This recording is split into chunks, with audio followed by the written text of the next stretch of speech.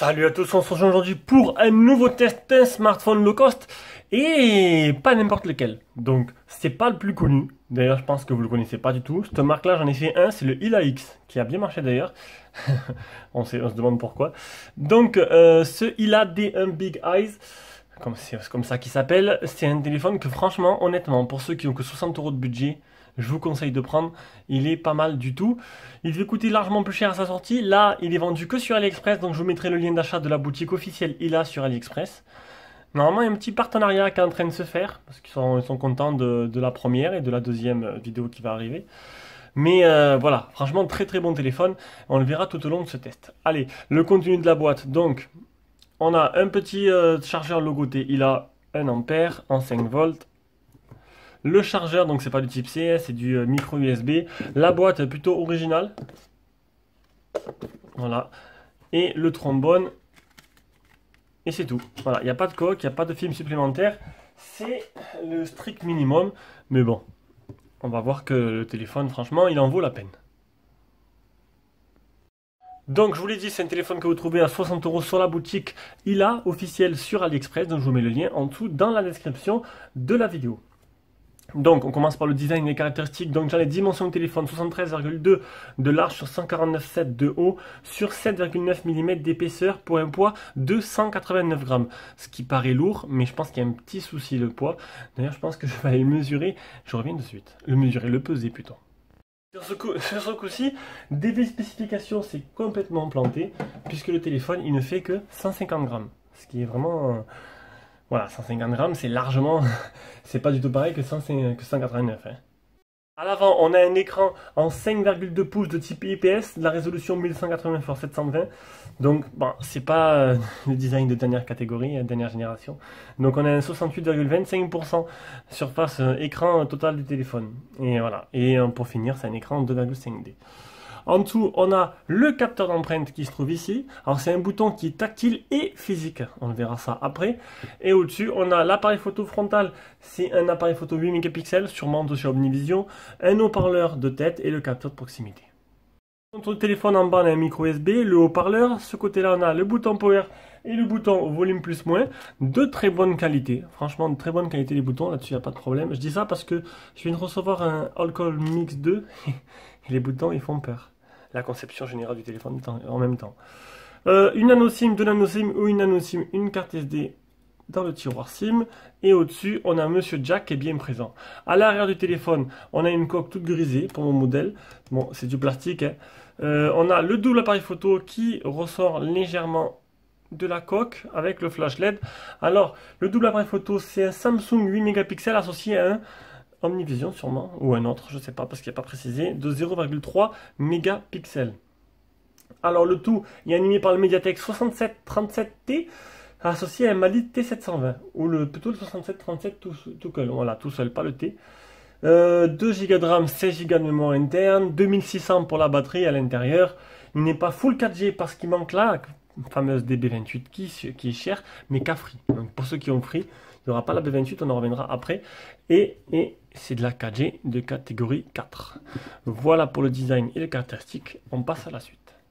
On passe de suite à l'écran. On fait display tester déjà pour commencer. Donc l'écran, bah, il n'y a rien à dire. Il est plutôt pas mal. Niveau réactivité de la dalle, c'est plutôt bien. Ça réagit plutôt bien. Pas de problème pour écrire vos messages. Alors, c'est un niveau de nombre de touches. On va le faire de suite. C'est un 2 touches seulement. C'est vraiment dommage. Ah non, 5 touches, excusez-moi. C'est un 5 touches. Donc ça, c'est un 5 touches. On va faire maintenant les photos réelles. Non, dans l'ensemble, vous verrez que c'est un très bon téléphone. Pour le prix de 60 €, c'est super intéressant, honnêtement. On va pas trop s'attarder sur l'écran. Il n'y a trop rien à dire sur l'écran. Il y a un film qui est fourni sur l'écran. Il n'y a pas à préciser s'il y a une protection supplémentaire comme un Gorilla Glass ou un Dragon Trail. Du coup, ben non, il n'y a rien à dire sur l'écran. On passe à la partie logicielle. Donc, on a une petite surcouche légère du Android du stock. Hein. C'est proche du stock avec des icônes légèrement retravaillées. Aucune option. Alors, il ne faudra pas s'attendre. Il n'y a aucune option. On est sur modèle D1 en version Android 7. Donc, c'est du... Hein, j'ai vu un truc intéressant là. Version de la basse bande, regardez, Oukitel U7 Plus. C'est rigolo ça. Ça c'est rigolo. Et le numéro de build, il a D1. Donc on va faire directement le OTG, voir en cas s'il fait OTG, ce serait la cerise sur le gâteau. Il fait OTG, en plus de ça. En plus il fait OTG. Et ça c'est plutôt exceptionnel, plutôt pas mal.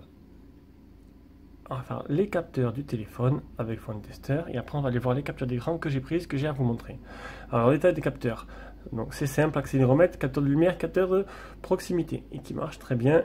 Et le fameux capteur d'empreinte, donc devant, donc je vous l'ai dit, c'est un écran c'est un capteur tactile. Donc vous avez juste à poser le doigt, il réagit de suite, il y a une petite vibration, mais il est aussi physique. Ça vous fera un petit bouton retour si vous voulez faire un retour au menu d'accueil. On va maintenant aller voir les captures d'écran que j'ai prises. Les photos, je vous garde le mystère, c'est pour la suite. Attendez, j'ai hop, une petite photo à supprimer, deux petites photos à supprimer dès que j'avais envoyé. Voilà, allez, on commence par vitesse d'écriture et de lecture de la RAM d'un mois interne. Après, le Antutu 33934, c'est pas mal. C'est au-dessus de ce qui peut se faire d'habitude avec les petits low cost à 50 € qui se tournent autour de 20-25 000. Température de la batterie après le test de stress qui est à 35 degrés, ce qui est plutôt bien. Voilà. Bon, le 5 touches, ça on l'a vu. Le Google One UI modular qui est supporté, donc du coup, Molotov, Netflix. MyCanal marche très bien dessus. Un premier Geekbench, un second Geekbench, le Geekbench batterie. La batterie, je l'ai mesurée à 2500 mAh, elle est donnée pour 2600, donc c'est plutôt bien.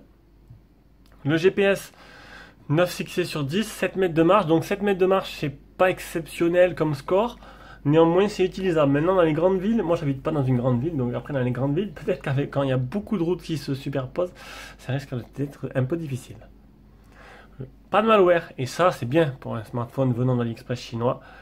Donc MyCanal marche très bien, Netflix aussi, le PC Mark, score PC Mark 2654.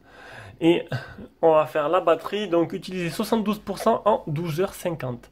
C'est un téléphone avec 2h41 avec l'écran allumé, 12 minutes d'appel. Donc c'est un téléphone qui vous fera une journée. Voilà, pas plus, il faudra le charger tous les soirs. Et deuxième jour, 65% en 13h24, pareil.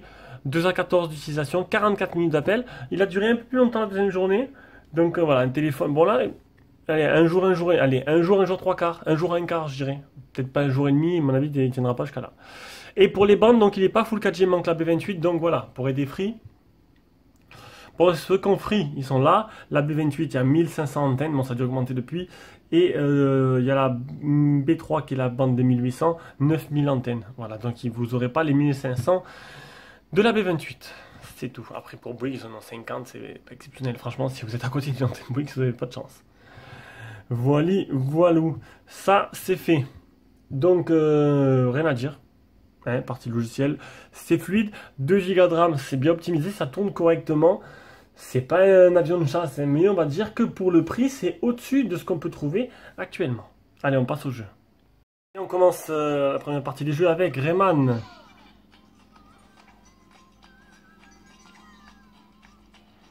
Oh là, Rayman, il est gonflé aux hormones. Franchement, il tourne très bien.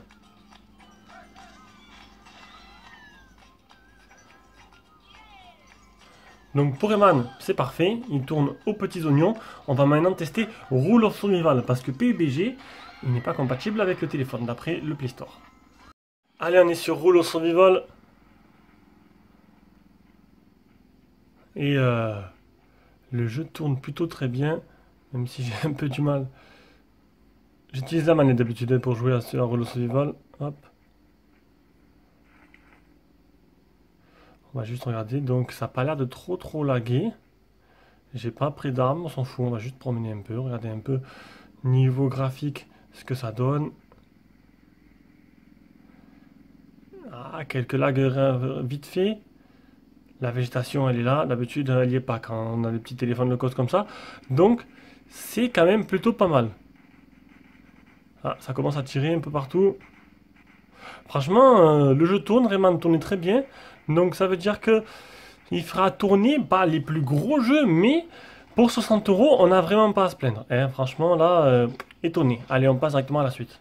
On passe à la partie photo avec le logiciel photo qui est quand même un peu retravaillé. Donc on a vidéo, photo, Face Beauty. Vidéo, photo, Face Beauty, Blur et Mono. On va remettre en photo. Voilà, on a les paramètres ici. Donc, info localisation, détection de visage. Taille privilégiation, j'ai mis 16 neuvième. Taille de l'image, rotateur, anti-scintillement, capture et ZDSC et le HDR. Maintenant, je vais vous mettre un peu les photos que j'ai prises et on va revenir juste après.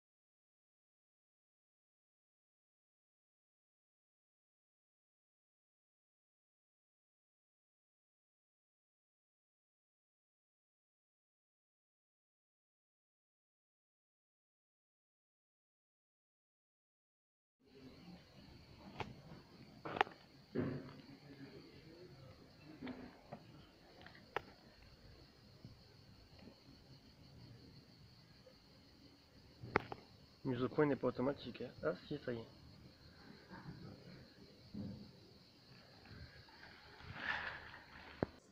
Alors, comme à chaque fois, cette partie-là, je la fais avec la caméra selfie pour voir un peu ce que ça donne. Donc, ben écoutez, vous avez vu, niveau photo pour 60 €, capteur Samsung qui marche plutôt pas mal. La caméra selfie elle est de bonne qualité si vous voulez faire des vidéos, des films. On va se déplacer un peu, voilà. Non, ça va, c'est plutôt sympa. Donc honnêtement, pour 60 € ce téléphone-là, il a tout pour lui. On va continuer directement avec la partie audio-vidéo. Et partie audio-vidéo, on va écouter le son.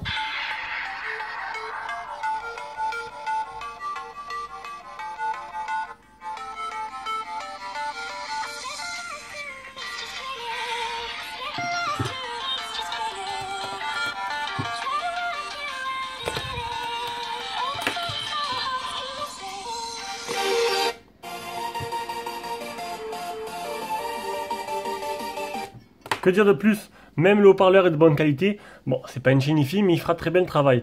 Et là, on va finir par la qualité des communications. Et là, c'est vraiment au summum. Voilà, la qualité des communications. Ça n'a encore une fois rien à voir avec un téléphone à 60 €.